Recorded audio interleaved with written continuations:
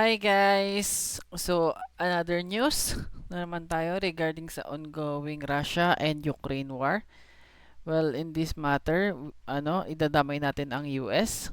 As per report, it is very possible that US President Donald Trump and Ukraine President Volodymyr Zelensky will be meeting in Washington on Friday to discuss possibly to d- so doon pala ay magdi-discuss sila and possibly sign mineral deals.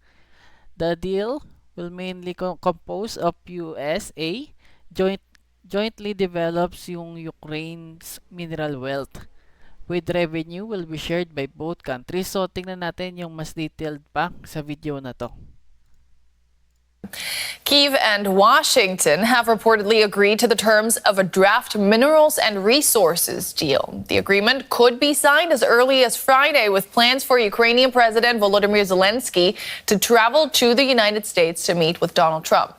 The U.S. president has been demanding Ukraine give access to its rare earth minerals in what Trump calls payback for wartime aid provided by the U.S. under Joe Biden. To that, I hear that he's coming on Friday. Certainly, it's okay with me if he'd like to, and he would like to sign it together with me. And I understand that's a big deal, very big deal. And I think the American people, even if you look at Poland, Guys, very big deal talaga yan kasi the deal will mostly will range sa amount na $300 billion to $500 billion. Take note the letter B, billion. So, in perspective, gaano ba talaga siya kalaki? So let's see.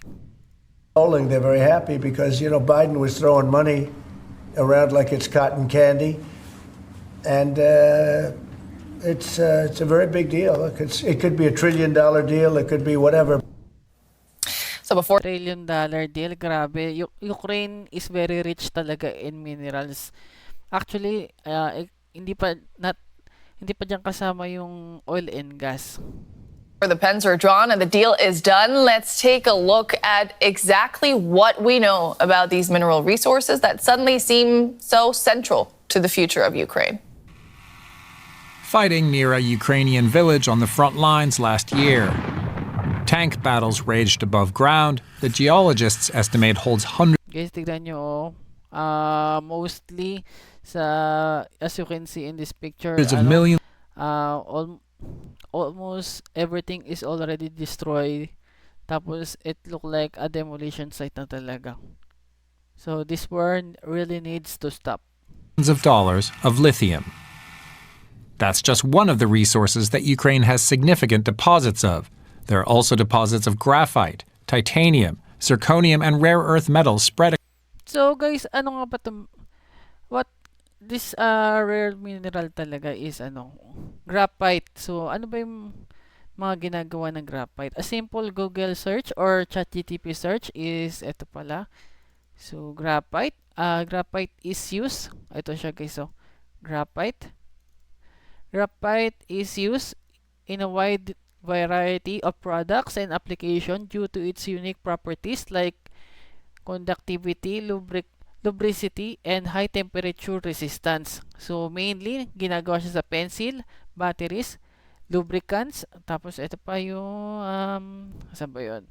Ito, heat shields. Basta mga high resistance na mga materials. And lithium. So mag-search din tayo. Lithium naman, ito lithium. So very versatile element that is used for various application, most notably in the following: batteries, so alloy and heat resistance glass and ceramics, so lubricants, nuclear reactors. So graphite and lithium parang almost the same. Titanium and zirconium naman. So titanium is a versatile metal known for its strength, low density, and resistance to corrosion. So mainly this material is been using in aerospace components. Actually, itong titanium and zirconium is parang almost the same yung mga ginagawa nila. So ano pa? medical device, jewelry and watch, sports equipment, chemical processing equipment, marine application, consumer electronics, architectural elements. So, tuloy natin. Across Ukraine, some in the areas controlled by Russia, but much in the territory Ukraine itself still controls, potentially worth more than $10 trillion, making $10 trillion. Grabe, Ukraine, very rich. Very rich. Ukraine potentially a very rich country. The White House sent the Treasury Secretary to Ukraine to sign a deal. An alleged leaked draft said the U.S. would get half the money Ukraine earns from mining, as well as oil and gas resources, ports, and other infrastructure.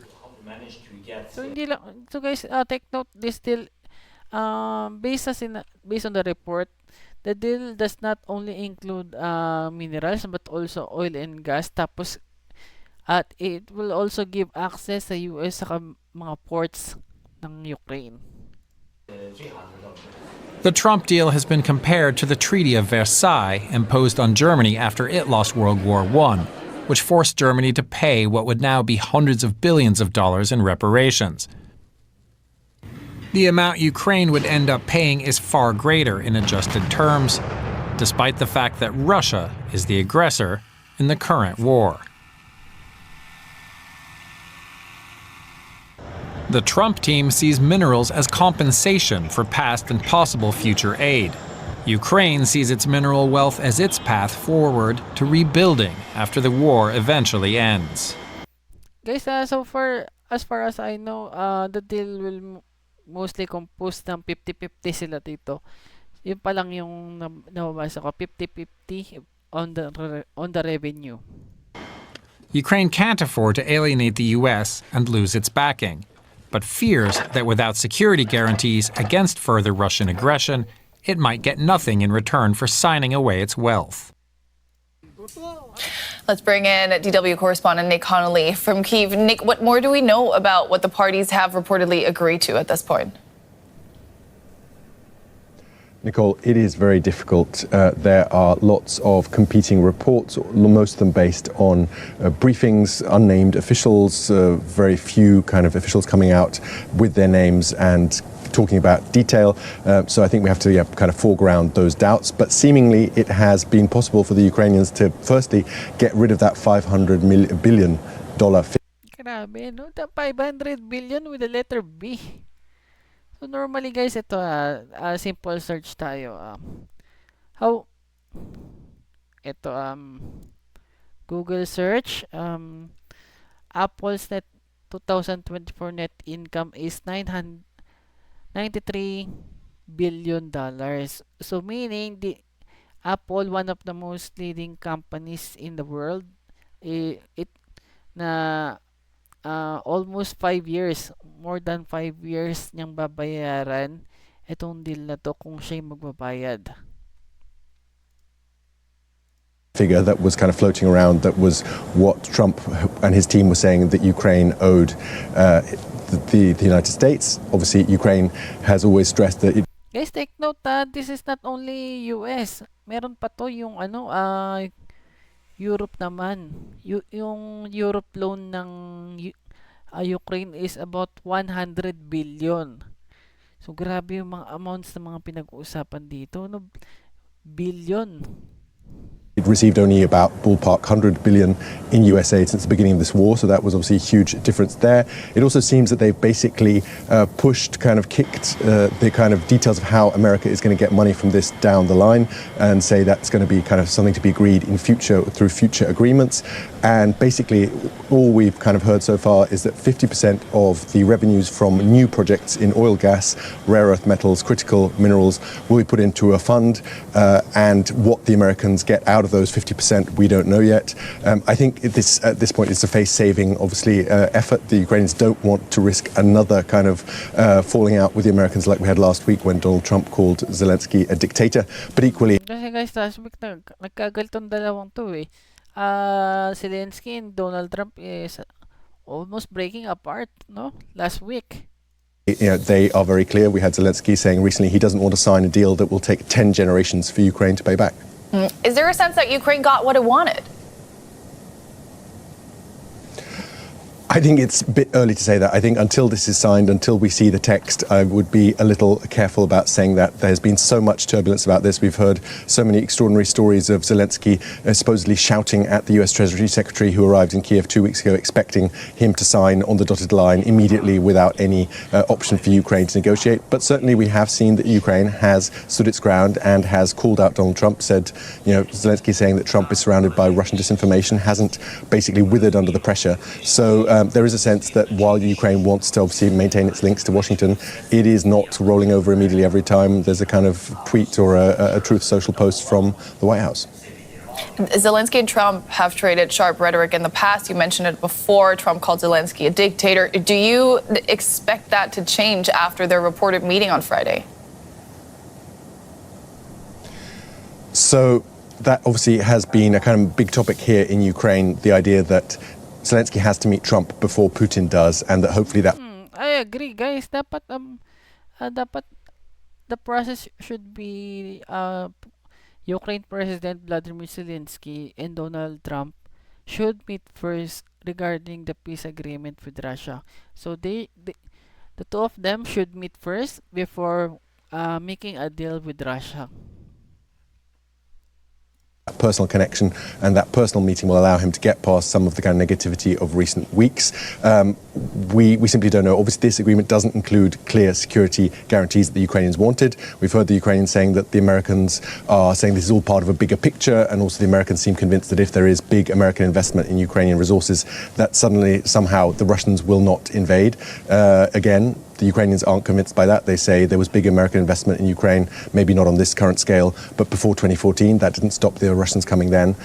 So I think this is all part of a bigger negotiation, and I think there's a sense here that, just sign something that doesn't have too many commitments and hope that changes the tone. That's DW correspondent Nick Connolly reporting from Kyiv. Thank you so much. For more, I'm joined now by foreign policy expert Tyson Barker, who worked on Ukraine under the Biden administration. Welcome back to DW, Tyson. Now, President Trump wanted payback. Now it looks like he might get it. Is this more a business venture now for him than an alliance against a violent aggressor? Well, it's consistent with his approach to foreign policy generally. Even before his first campaign in 2016, he said that what happened in Iraq was the Americans didn't, quote unquote, get the oil, and that they needed to get the oil. So he has been interested in a kind of extractive deal for any American engagement abroad, and this seems to follow that pattern. He's just being able to express it a little less encumbered. Ukraine has reportedly accepted a deal that, from what we're hearing, does not include security guarantees. Is this just an attempt to keep Trump on their side? What's in it for them? Well, I've seen a draft version of the deal that came out on the 24th, and it actually has terms that are much more flexible to the benefit of the Ukrainians than some previous iterations of this. It does not include... Guys, so far as I know, there is no security deal in this from the US, but I think, and I have heard that European will be the peacemaker, or they will put troops on the ground as peacemaker dito sa Ukraine. Include the 500 billion mark that was included in an earlier draft. And it includes the necessity of any joint ventures that the United States and Ukraine set up to also benefit Ukraine's reconstruction. So that's all quite positive.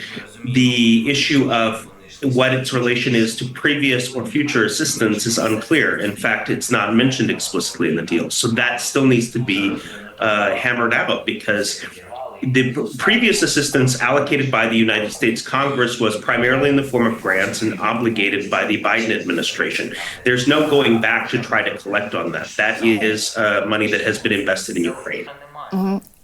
Looking at it realistically, though, can Kyiv even afford to say no to anything put on the table right? No, guys, there is no You can never say no to Trump in this situation if you are a Ukraine. Now and potentially risk whatever is left of American support and willingness to provide that support in the future? Well, U.S. support, particularly in the form of security assistance, has been determinative in Ukraine's ability to survive for these past 3 years, and I think everybody recognizes that.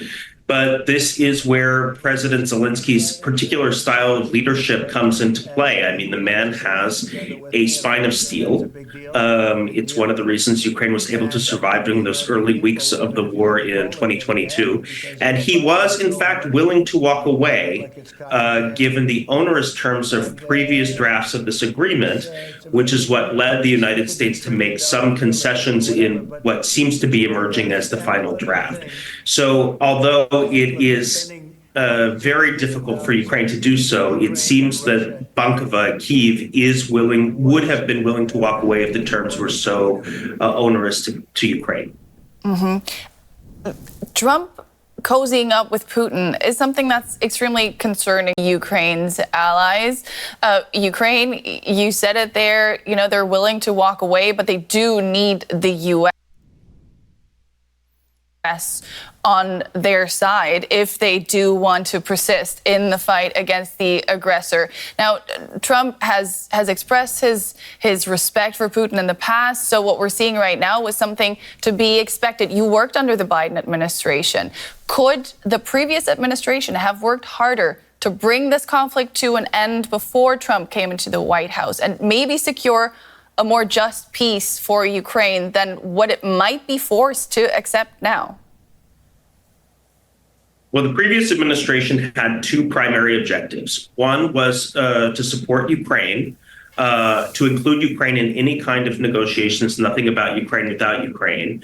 And it devoted, along with the American public, it must be said, around 70% approval for support for Ukraine and 70% of Congress until very recently, when Trump's rhetoric and frankly, disinformation in some cases has had a detrimental effect on the perception of this support among the American public and Congress.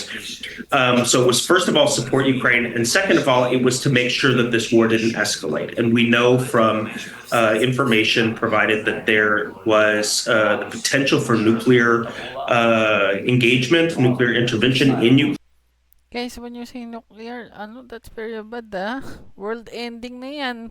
Don't go nuclear. Ukraine in late 2022, and that is something that the Biden administration was determined to avoid. So in both of those cases, it was able to advance its objectives.